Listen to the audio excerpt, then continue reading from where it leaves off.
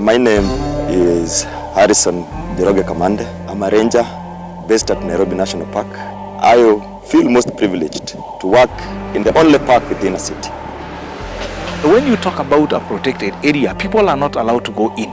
Yet wildlife is in community land. If now young people spear an elephant, the rangers, the Kenya Wildlife Service, the police, they will come for your neck. If we allow people to interact with the animals here, we'll always have problems.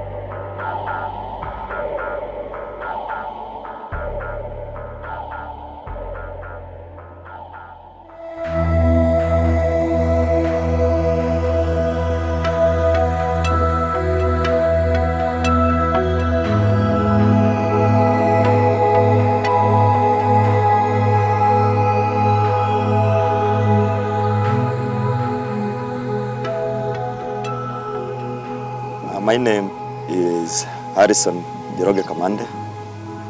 I'm a ranger based at Nairobi National Park, Rhino Unit.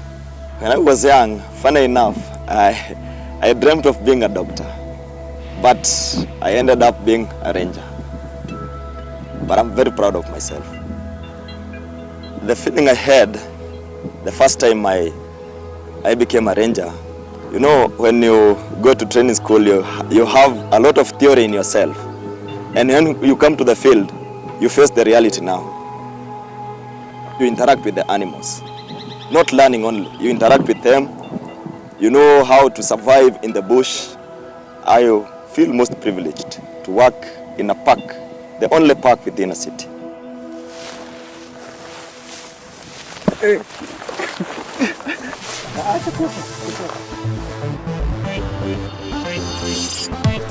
Nairobi is the capital and largest city in Kenya. This city of 3.5 million people has come a long way from when it was founded in 1899 as a simple railway depot. Nairobi is also the only city in the world with a national park. National Park venye nilienjoy tu sana the view. Sikuwa imagine kuna place inakaa hivyo Kenya. Because the first time niliona lion, niliona ndani National Park. You get to interact with nature, you walk, you see the birds, you see all the animals closely. The Nairobi National Park was established in 1946. It is only 7 kilometers from the city center. The park boasts of a wide range of animals and also hosts one of the most successful rhinoceros sanctuaries in the country.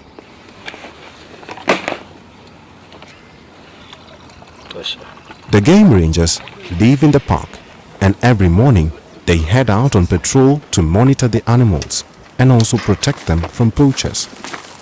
Harrison has done this work for 4 years. The biggest challenge is that we are based almost at the city center. And being based at the city center, it means we are vulnerable to any kind of danger that may be posed, could be by people posing to be tourists in the park or some other people invading the park, coming for ivory. Poachers are not the only threat to Harrison and his teammates. Wild animals are the biggest threat. 90% of deaths of game rangers are caused by attacks from wild animals. Ni mbili. Niko wawili. Niko mbele. Lazima nini ndume. Across there we can see a buffalo, and a lone buffalo is known to always to be very violent, and that's why when you're foot patrolling, we always have to be on the lookout because these animals are dangerous and wild. So that is one of the challenges that we face in the bush, because at the end of the day we don't want to have any casualties. We want to continue conserving the animals that we always conserve on daily basis. Is it there? Two of them. We are going to go off wind and we'll be on the lookout because the buffalo can attack us on any time. So we must try to check on whether he's going to ambush us or whether we are going to avoid or whether he's ready to go to another place. can go.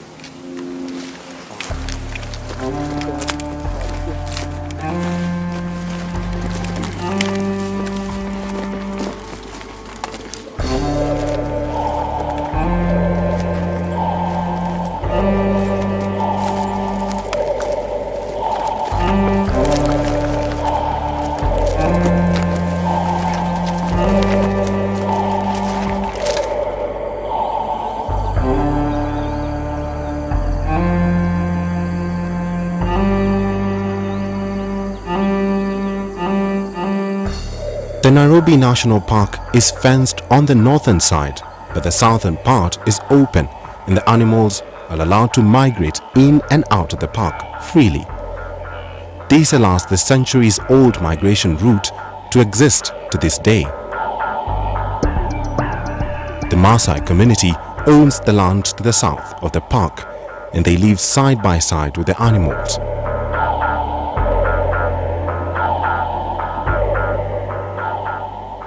My name's Ogeli Makui. I work for the Wildlife Foundation as a project manager. This is where I grew up. This is where I was born. And I still live here. My home is just over the hill. I keep cattle like some of the Maasais do. Yeah, and I also keep some sheep that are on the other side of the farm. So as you can see, we have cattle and we have wildlife. Like you can see that's an antelope there.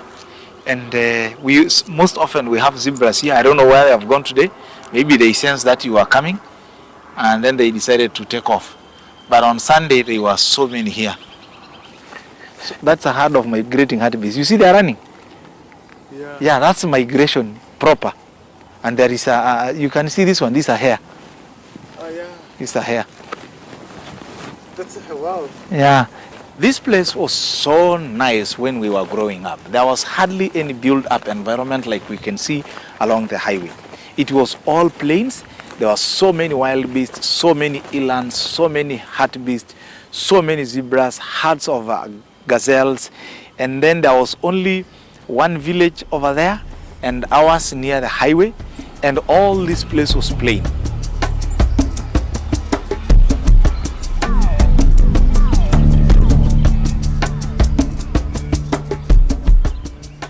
We used to chase wildlife here the whole day. We used to have dogs and you would go home very tired. When the park was created, it was actually a kind of creating this harmony between families, because we would say Nairobi Park and the community outside are one family. Their interaction is supposed to be positive. It's supposed to be complementary. It's supposed to be mutually reinforcing. But when you talk about a protected area, people are not allowed to go in. Yet wildlife that is protected in the park is in community land. So there has to be, we have deliberately to work out to create a harmonious coexistence between these two entities, the park and the communities.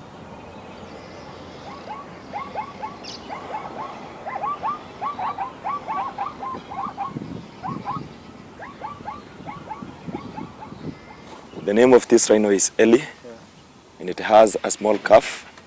The calf is already named. We have named it Kahi here. The reason we value animals, it's like a cultural heritage. And tourism is one of the core or one of the key players in our economy. It plays a big role. And if we allow people to interact with the animals here, we'll always have problems. Some will do poaching. Some will do some funny things that will end up, could be finishing could be the population that we have in the park. When the Maasais bring their cattle in the park, they kind of interfere with our daily routine.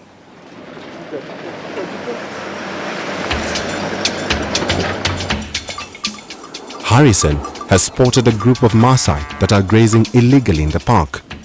He will attempt to make an arrest.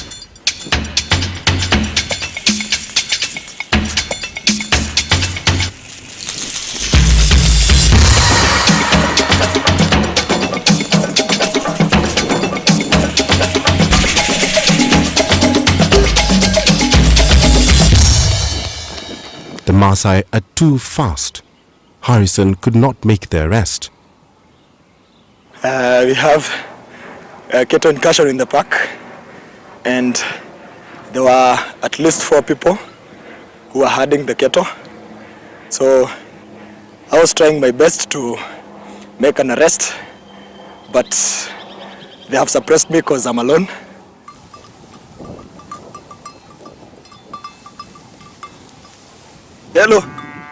Hello, nakwambia hii area kwenyu kuna ng'ombe wengi sana saa hii. Ng'ombe. Unaona pale kwa mchanga nyeusi pale kwa nini 16? Hapo kuna ng'ombe wengi sana. Kuna ng'ombe vikundi 2.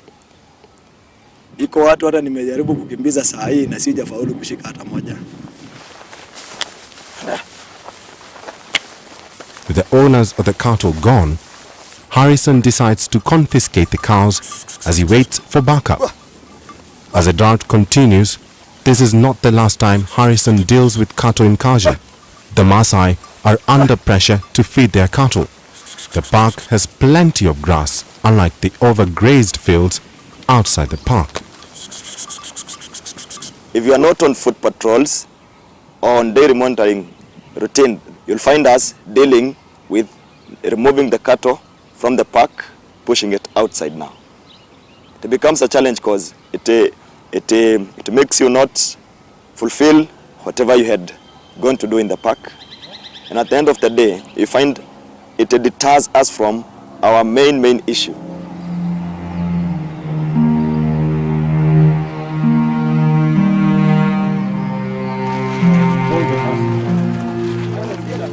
At night, the rhino rangers camp in the park to protect the animal from poachers. This year alone, 70 elephants and 1 rhino have been killed. All of them have been killed at night. We are preparing for supper and a recap of whatever we have been doing during the day. Ile python tuliona, hakuna mwenye alikuwa anaambia mwingine ameenda. Inakuwa hapo inaingia mpaka kwa mto. Hiyo unaona ukiwa kazi usiku, barabara kando na kando, huoni mkia, huoni nini, huoni kichwa. Hiyo inavuka barabara yote, inafunga hivi. Wanda chariot. It's hard. And more so when you have a wife and a kid, it becomes a bigger challenge. Reason being, the kid will always ask about his dad, and the mama has a big problem explaining to the kid where the dad is. And sometimes the kid don't understand because they live with others in the estates asking about how come someone's dad is coming home and my dad is not coming home.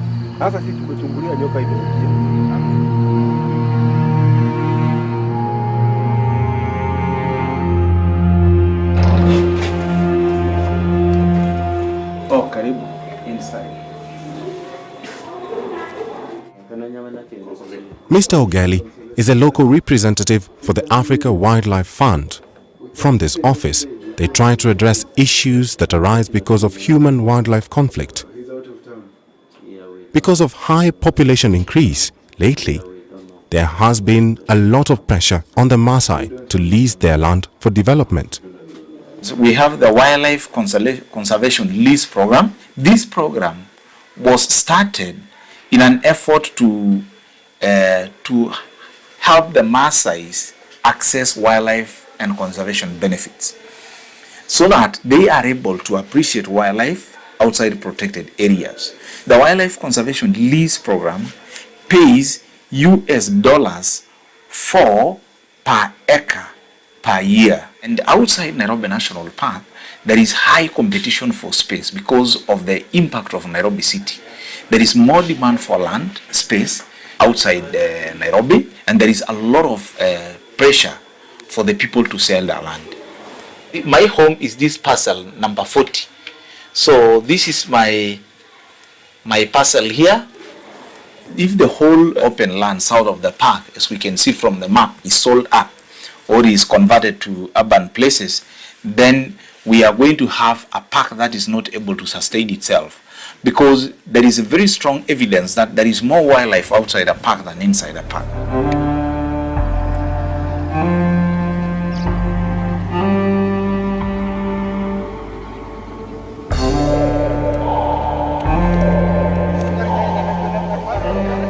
2010, lions from the park killed 10 cows. The Maasai community was angry and went on a revenge mission, killing any lion they could get their hands on because the government was refusing to compensate them for the dead cows.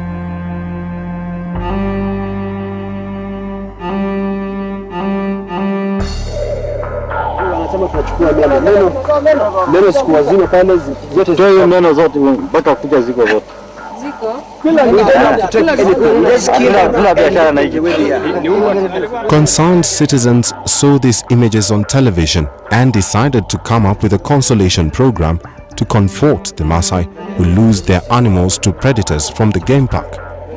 These reduced the human-wildlife conflict.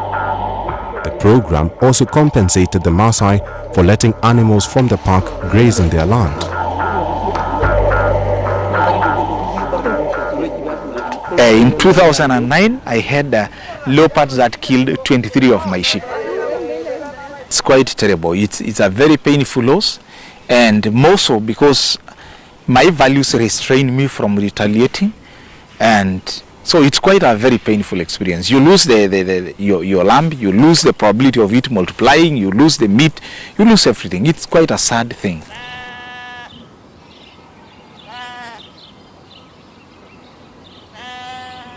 There should be compensation for property that is damaged by wildlife, whether crops, livestock, human life, but that's yet to come to pass as a law in this country. Because if a person is trampled on by an elephant, then the family cries and that's the end of it. But if now young people spear an elephant, that's a completely different thing. The rangers, the Kenya Wildlife Service, the police, they will come for your neck. So even though sometimes the elephant that has killed a person is shot, but that's not enough. It's good to compensate for life because families lose their breadwinners, young people are lost. It's a very painful thing.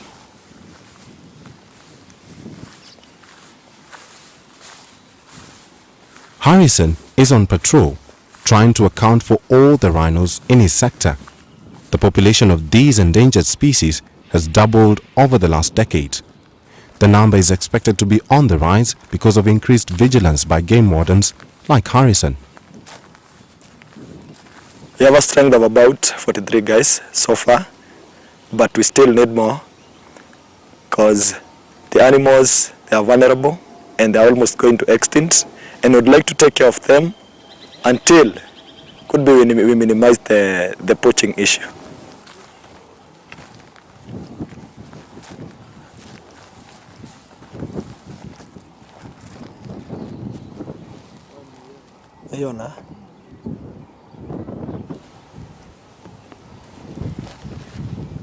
I can tell the name of this rhino.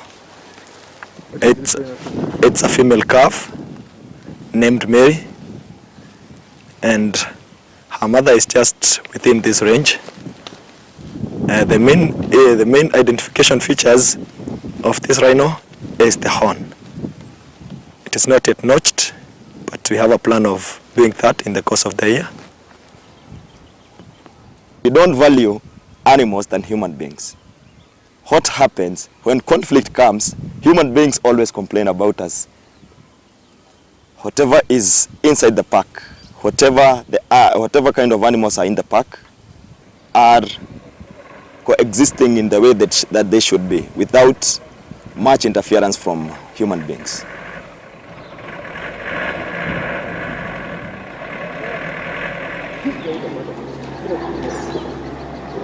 Work for the Wildlife Foundation as a general manager. Mr. Ogelli is in a meeting with the board of the African Wildlife Foundation to see if they can raise more money to compensate the Maasai who have lost their animals to wildlife. We are privileged to have this meeting between the community warden and Joanne Sikand. She's a Wildlife Foundation fundraiser for the conservation scheme. The predators which are disturbing, especially from the park, are the lions. Are the lions? Yeah. You know, we have now, how many lions in the park, O'Gillian? I think they're about between 35 and 40. The program averages, am I not correct, about 2 million shillings a year. And I think a lot of goodwill has been achieved by our recent payout. I mean, it was successful from many angles. First of all, it was the TWF that came forward with the... Since March 2000, they have paid out $5.3 million to the Maasai community. Programs like this benefit both the animals and the community living in the ecosystem of the park. Can I close the meeting now? Can we declare the meeting is We can. And then of course we can say anything else outside the meeting. So thank you.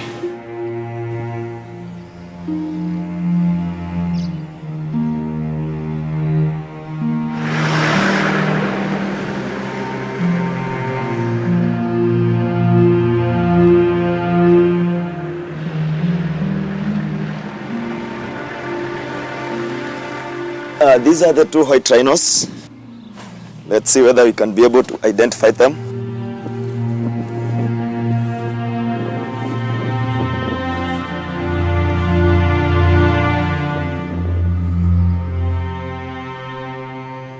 Intaitu ng'ole kuona mara na keshaiki ake mpaka omekenyu. Neeku naa ore kuna kerro ijo ore paabol emwatata neng'orunye aipang'u. Today, Mr. Ogali is meeting some members of the Maasai community to distribute checks as compensation for letting wild animals leave and migrate on their land. This scheme has distributed $1.3 million in 4 years. The Maasai spent a big chunk of this money on educating their children. Na yaka yangali funa bera, shungali funiari. Merenara ora dage mpisai niya nemere ngerai nemipang'eti yang. Amona na yenje ba yang sapuk oleng. Ore enkae, today here we are gathering to pay people what we call lease money. So we are paying people for having to keep their lands open for the use of wildlife on their land. Occasionally there are frictions here and there. Like for example, when we have livestock moving into the park, but the reality is, while the cattle are not allowed inside the park, the wildlife are freely moving into private lands outside the park. We have about 60 cows killed in a year, and approximately between 100 and 150 small stock like sheep, goats. Those small stocks, they are killed in large numbers, especially in the rain season. When they kill the livestock, then because we don't want the Maasais to kill the lions, then we console them so that we don't have two carcasses, that of a cow and that of a predator.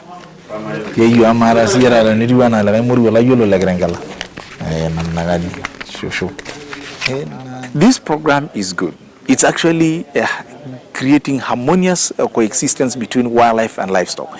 It's giving Maasai families money to send their children to school, like we are doing today, where some families receive up to 70,000 shillings depending on their acreages, and they send their children to school. It's a win-win situation. You have wildlife on your land, you have you have livestock, and you have income generated from that relationship, and this affords people a lot of positive relationship between them and the wildlife. Yeah. Tuko na pundamilia na ile ingine inaitwa ile na swara. Aina mingi ya mnyama iko ndani ya shamba yangu, ndani ya jirani hapo, yote nakula pamoja na ng'ombe. Tunafurahia sana maana tunalisha, tunakula pamoja, nakula silange yangu, nakula maji yangu, nakaa namna hiyo. Hawa wanatulipa nyasi ya kulisha mnyama, wanatusaidia. Sipokuwa tu wanalipa kitu kidogo, lakini wakituongezea inaonekana hiyo tutafaulu. Ore kila la benya na bebo nona rero na ore benya na kadamu ajo kala liki David pelo na likio amaidi nanu arara mera nentoki nikiata era na nkishu pookin.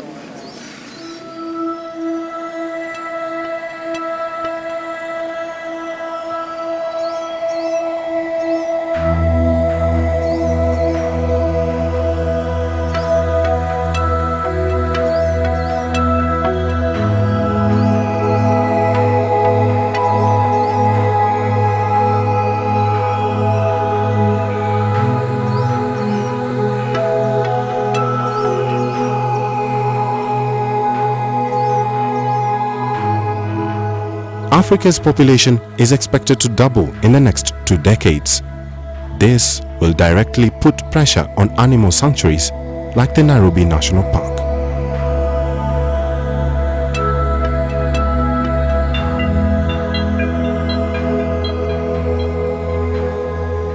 We know for sure that no country can fake wildlife. They can fake cars. They can come up, they can fake anything else, the clothes you're wearing, the shoes you're wearing, the design of a computer. But they cannot fake a lion. They cannot fake a buffalo. They cannot fake the plains of Nairobi National Park. We're endowed with these resources and they're not accidental. They're beautiful. They're for the good of humankind. So we should be more committed like never before to protect them.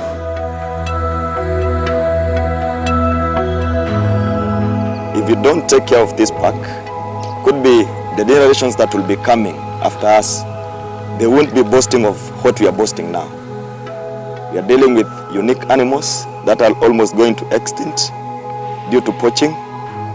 And I feel proud when I'm in the unit because I take care of what God created, and the creation can't go on without the role that I play on daily basis. And I'd like to be remembered of taking care of these rare species in Kenya.